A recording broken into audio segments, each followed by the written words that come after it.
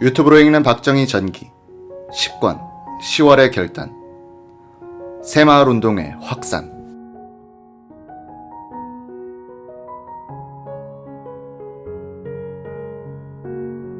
박 대통령식 국정운영의 핵심은 큰일을 할 수 있는 시스템을 만들고 추진력과 이를 야무지게 매듭짓는 능력의 소유자를 찾아서 적소에 배치한 뒤 전폭적으로 부하들을 밀어주되 일의 진행 과정을 정기적으로 점검, 확인한 점이다.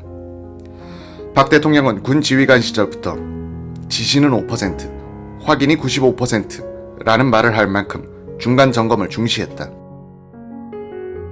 대통령은 직간접적인 검증을 거친 후에야 행정부에 인재를 등용했다. 정치인이나 군 출신자들을 입각시킬 경우에도 일단 공기업 또는 관련 연구기관, 정치권 등에서 행정 경험을 쌓는 과정을 눈여겨보면서 능력과 적성을 평가한 후, 즉 어느 정도 검증 절차를 거친 후 중용하곤 했다. 오원철 제2경제수석이 기획한 중화학 방위산업 동시건설안을 실천에 옮기기로 결심한 박 대통령은 1973년 5월 김용환 재무차관을 대통령 특별보좌관으로 임명해 중화학공업 건설의 정책적 뒷받침을 지시했다. 김 보좌관은 총리를 위원장으로 하는 중화학공업추진위원회 기획단장도 겸임했다. 김용환 씨는 김정년 비서실장 보좌관으로 일하던 그 전해에 8.3 사체동결 조치의 비밀 계획을 전담하여 성공시킴으로써 대통령의 인정을 받고 있었다. 박 대통령은 8.3 조치 발표 6일 전에 김용환 씨를 불러 발표와 함께 임자를 재무부 차관으로 발령을 낼 테니 사체 동결 정책을 반드시 성공시켜 우리 경제를 살리도록 하라고 말했다. 당시 재무장관 남덕우 씨도 김 차관에게 8.3 조치의 집행을 일임했다. 박 대통령은 국가 중대사에 대해서는 그 분야에 대해서 가장 잘 아는 사람을 앉혀 일을 할 수 있도록 해주었다.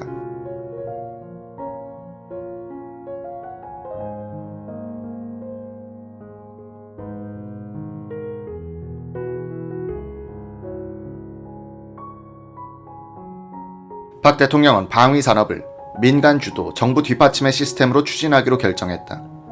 많은 나라에서는 무기 생산을 국방 예산과 직결된 공기업 형태의 국가 주도로 하는 경우가 많았다.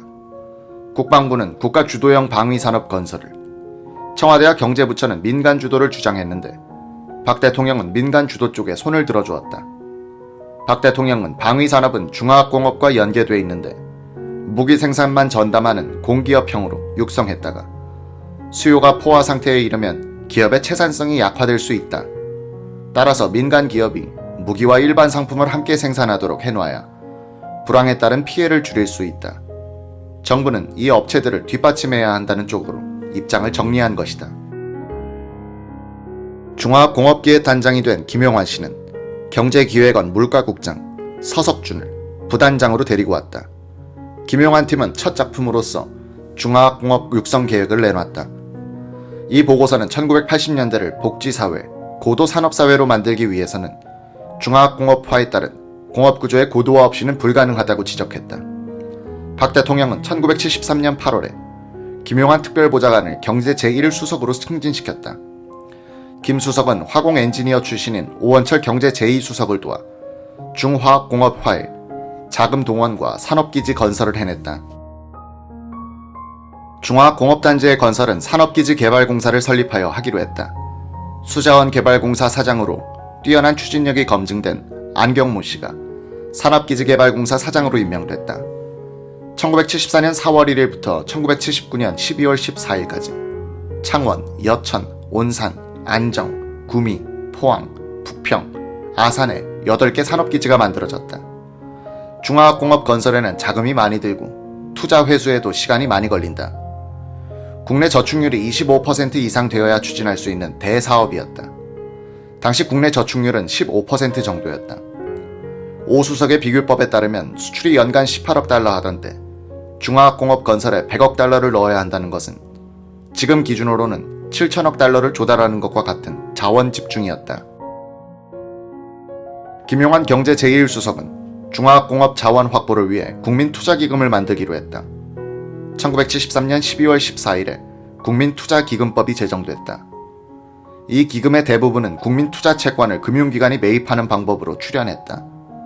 기금 설립 초기에는 은행의 경우 예금 증가액의 10%에서 39%, 보험회사의 경우 수입 보험료의 40%에서 50%, 공공기금의 경우 여유자금의 약 90%를 이 기금에 출연했다. 시중은행의 예금까지 국민투자기금에 편입시킴으로써 1978년 무렵부터 중화공업중복투자 및 과잉투자의 부담이 금융부문에 전가되자 제5공화국 출범 직후 중화학투자 조정이 이루어지게 됐다. 중화공업건설의 사령관인 박 대통령은 기술의 밝고 창조적 발상을 많이 하는 오원철 경제 제2수석을 참모장으로 쓰되 재정의 밝고 꼼꼼한 김용환 경제 제1수석을 통해서 보완과 견제를 해가면서 그의 마지막 대도박을 밀고 나간다. 오, 김, 두 수석 다 패기만만한 40대였다. 박정희 대통령은 현장 시찰을 아주 입체적으로 했다. 육로로, 해로로, 그리고 하늘에서 국토 변화와 개발을 확인했다. 포병 장교 시절부터 지도 읽기에 도통했고 사물을 시각적으로 인식하고 상상하는 능력이 탁월했던 그는 현장 시찰 도중 이제는 내가 그린 그림을 보는 것 같아 라는 말을 하기도 했다. 1973년 6월 1일부터 2일 박 대통령의 영동지방 시찰길을 따라가 보자. 박 대통령은 6월 1일 오전 11시 청와대 헬기장에서 강릉으로 출발했다.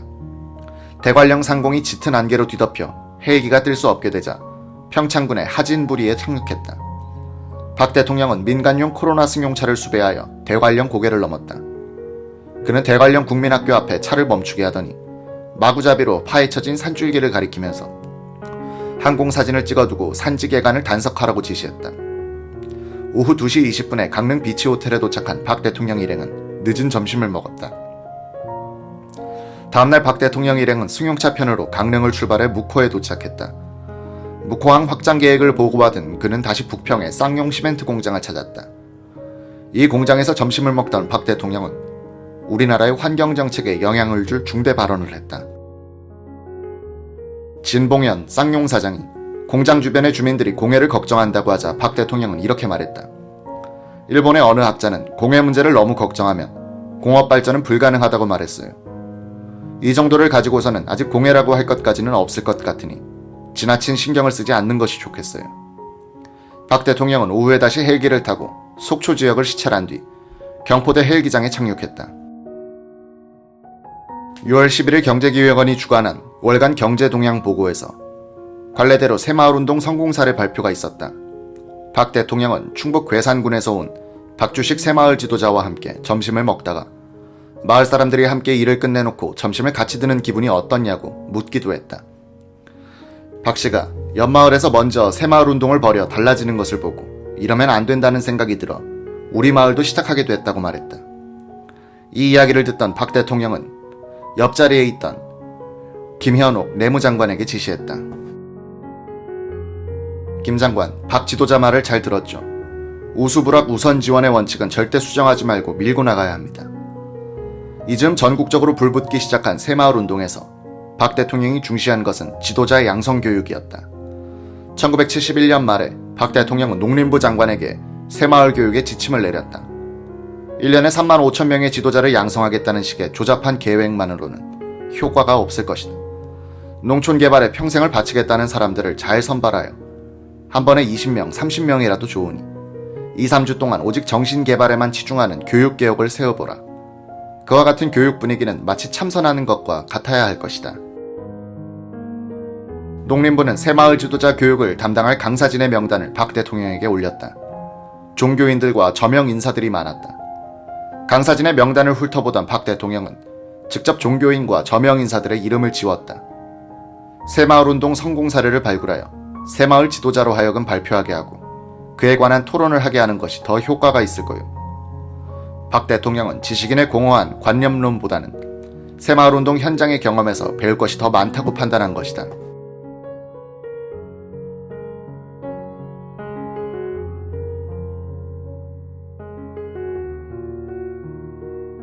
농협대학 교수로 있던 김준 씨가 새마을 지도자 연수원의 원장으로 발탁됐다.